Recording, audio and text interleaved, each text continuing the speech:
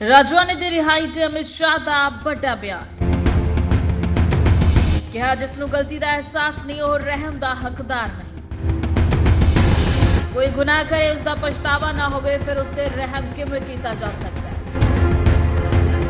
ਹਾਂ, ਸੰਸਦ ਦੇ ਵਿੱਚ ਅਮਿਤ ਸ਼ਾਹ ਦਾ ਇਹ ਵੱਡਾ ਬਿਆਨ ਸਾਹਮਣੇ ਆਇਆ। ਉਹਨਾਂ ਨੇ ਕਿਹਾ ਕਿ ਜਿਸ ਨੂੰ ਆਪਣੀ ਗਲਤੀ ਦਾ ਅਹਿਸਾਸ ਨਹੀਂ ਹੈ ਉਸ ਤੇ ਰਹਿਮ नहीं किया जा सकता। कोई गुनाह करे तो वो पछतावा भी ना करे फिर उस ते रहम किवें किया जा सकता है। अमित शाह दे वल्लों यह वड्डा बयान दिता गया।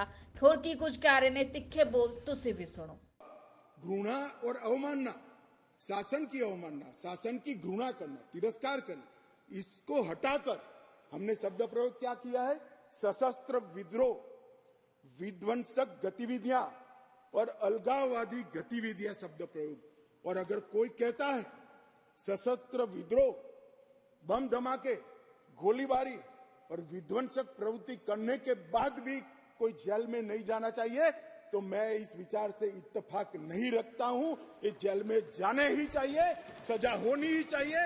इस देश में किसी को यह अधिकार नहीं है।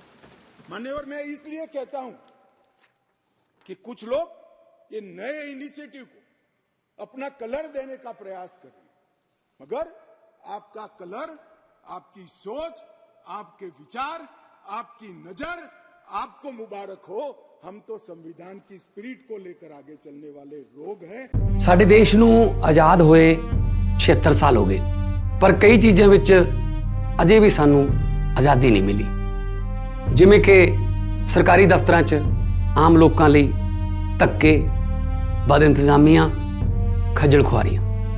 ਆਜ਼ਾਦੀ ਦੀ ਜੰਗ ਜਿਹੜੀ ਸੀ ਉਹ ਸਾਡੀਆਂ ਅਗਲੀਆਂ ਪੀੜ੍ਹੀਆਂ ਦੀ ਜ਼ਿੰਦਗੀ ਨੂੰ ਸੌਖੀ ਕਰਨ ਵਾਸਤੇ ਲੜੀ ਗਈ ਸੀ, ਨਾ ਕਿ ਇਸ ਗੱਲ ਵਾਸਤੇ ਕਿ ਸਾਡੇ ਚਾਚੇ, ਤਾਏ, ਪਿਓ, ਦਾਦੇ ਸਰਕਾਰੀ ਦਫ਼ਤਰਾਂ ਦੇ ਧੱਕੇ ਖਾਣ। ਸ਼ਹੀਦ ਆਜ਼ਮ ਸਰਦਾਰ ਭਗਤ ਸਿੰਘ ਹੋਰਾਂ ਜੀ ਦੇ ਸੁਪਨਿਆਂ ਨੂੰ ਸਾਕਾਰ ਕਰਨ ਲਈ ਪੰਜਾਬ ਸਰਕਾਰ ਨੇ ਫੈਸਲਾ ਕੀਤਾ ਕਿ ਪੰਜਾਬ ਦੇ ਲੋਕਾਂ ਨੂੰ ਹੁਣ ਸਰਕਾਰੀ ਦਫ਼ਤਰਾਂ ਦੇ ਗੇੜੇ ਨਹੀਂ ਕੱਢਣੇ ਪੈਣਗੇ। ਸਰਕਾਰੀ ਦਫ਼ਤਰ ਖੁਦ ਚੱਲ ਕੇ ਤੁਹਾਡੇ ਘਰ ਆਉਣਗੇ। ਹੁਣ ਸਰਕਾਰੀ ਦਫ਼ਤਰਾਂ ਦੇ ਚੱਕਰ ਕੱਟਣ ਦੀ ਲੋੜ ਨਹੀਂ, ਬਸ ਡਾਇਲ ਕਰੋ 1076 ਅਤੇ ਸਰਕਾਰੀ ਸਹੂਲਤਾਂ ਆਪਣੇ ਘਰ ਵਿੱਚ ਹੀ ਪਾਓ। ਪੰਜਾਬ ਦੀ ਭਗਵੰਤ ਮਾਨ ਸਰਕਾਰ ਤੁਹਾਡੇ ਦੁਆਰ। ਰਾਜਵਾਨੇ ਦੀ ਰਿਹਾਈ ਤੇ ਅਮਿਤ ਸ਼ਾਹ ਦਾ ਵੱਡਾ ਬਿਆਨ। ਕਿਹਾ ਜਿਸ ਨੂੰ ਗਲਤੀ ਦਾ ਅਹਿਸਾਸ ਨਹੀਂ ਉਹ ਰਹਿਮ ਦਾ ਹੱਕਦਾਰ ਨਹੀਂ। ਕੋਈ ਗੁਨਾਹ ਕਰੇ ਉਸ ਦਾ ਪਛਤਾਵਾ ਨਾ ਹੋਵੇ ਫਿਰ ਉਸ ਤੇ ਰਹਿਮ ਕਿਵੇਂ ਕੀਤਾ ਜਾ ਸਕਦਾ ਹੈ। ਹਾਂ, ਸੰਸਦ ਦੇ ਵਿੱਚ ਅਮਿਤ ਸ਼ਾਹ ਦਾ ਇਹ ਵੱਡਾ ਬਿਆਨ ਸਾਹਮਣੇ ਆਇਆ। ਉਹਨਾਂ ਨੇ ਕਿਹਾ ਕਿ ਜਿਸ ਨੂੰ ਆਪਣੀ ਗਲਤੀ ਦਾ ਅਹਿਸਾਸ ਨਹੀਂ ਹੈ ਉਸ ਤੇ ਰਹਿਮ नहीं किया जा सकता। कोई गुनाह करे तो वो पछतावा भी ना करे फिर उस ते रहम किवें किया जा सकता है। अमित शाह दे वल्लों यह वड्डा बयान दिता गया। होर की कुछ कह रहे ने, तिखे बोल तुसीं भी सुनो। घृणा और अवमानना, शासन की अवमानना, शासन की घृणा करना, तिरस्कार करना, इसको हटाकर हमने शब्द प्रयोग क्या किया है? सशस्त्र विद्रोह, विध्वंसक गतिविधियां और अलगाववादी गतिविधियां शब्द प्रयोग। और अगर कोई कहता है सशस्त्र विद्रोह, बम धमाके, गोलीबारी और विध्वंसक प्रवृत्ति करने के बाद भी कोई जेल में नहीं जाना चाहिए, तो मैं इस विचार से इत्तेफाक नहीं रखता हूं। ये जेल में जाने ही चाहिए, सजा होनी ही चाहिए। इस देश में किसी को यह अधिकार नहीं है।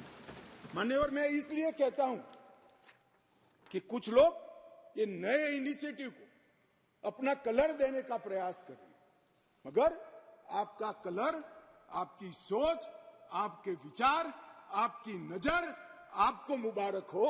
हम तो संविधान की स्पिरिट को लेकर आगे चलने वाले लोग हैं। ਸਾਡੇ ਦੇਸ਼ ਨੂੰ ਆਜ਼ਾਦ ਹੋਏ 76 ਸਾਲ ਹੋ ਗਏ, ਪਰ ਕਈ ਚੀਜ਼ਾਂ ਵਿੱਚ ਅਜੇ ਵੀ ਸਾਨੂੰ ਆਜ਼ਾਦੀ ਨਹੀਂ ਮਿਲੀ। ਜਿਵੇਂ ਕਿ ਸਰਕਾਰੀ ਦਫ਼ਤਰਾਂ 'ਚ ਆਮ ਲੋਕਾਂ ਲਈ ਧੱਕੇ, ਬਦ ਇੰਤਜ਼ਾਮੀਆਂ, ਖੱਜਲ ਖੁਆਰੀਆਂ। ਆਜ਼ਾਦੀ ਦੀ ਜੰਗ ਜਿਹੜੀ ਸੀ ਉਹ ਸਾਡੀਆਂ ਅਗਲੀਆਂ ਪੀੜ੍ਹੀਆਂ ਦੀ ਜ਼ਿੰਦਗੀ ਨੂੰ ਸੌਖੀ ਕਰਨ ਵਾਸਤੇ ਲੜੀ ਗਈ ਸੀ, ਨਾ ਕਿ ਇਸ ਗੱਲ ਵਾਸਤੇ ਕਿ ਸਾਡੇ ਚਾਚੇ, ਤਾਏ, ਪਿਓ, ਦਾਦੇ ਸਰਕਾਰੀ ਦਫ਼ਤਰਾਂ ਦੇ ਧੱਕੇ ਖਾਣ। ਸ਼ਹੀਦ ਆਜ਼ਮ ਸਰਦਾਰ ਭਗਤ ਸਿੰਘ ਹੋਰਾਂ ਜੀ ਦੇ ਸੁਪਨਿਆਂ ਨੂੰ ਸਾਕਾਰ ਕਰਨ ਲਈ ਪੰਜਾਬ ਸਰਕਾਰ ਨੇ ਫੈਸਲਾ ਕੀਤਾ ਕਿ ਪੰਜਾਬ ਦੇ ਲੋਕਾਂ ਨੂੰ ਹੁਣ ਸਰਕਾਰੀ ਦਫ਼ਤਰਾਂ ਦੇ ਗੇੜੇ ਨਹੀਂ ਕੱਢਣੇ ਪੈਣਗੇ। ਸਰਕਾਰੀ ਦਫ਼ਤਰ ਖੁਦ ਚੱਲ ਕੇ ਤੁਹਾਡੇ ਘਰ ਆਉਣਗੇ। ਹੁਣ ਸਰਕਾਰੀ ਦਫ਼ਤਰਾਂ ਦੇ ਚੱਕਰ ਕੱਟਣ ਦੀ ਲੋੜ ਨਹੀਂ। ਬਸ ਡਾਇਲ ਕਰੋ 1076 ਅਤੇ ਸਰਕਾਰੀ ਸਹੂਲਤਾਂ ਆਪਣੇ ਘਰ ਵਿੱਚ ਹੀ ਪਾਓ। ਪੰਜਾਬ ਦੀ ਭਗਵੰਤ ਮਾਨ ਸਰਕਾਰ ਤੁਹਾਡੇ ਦੁਆਰ।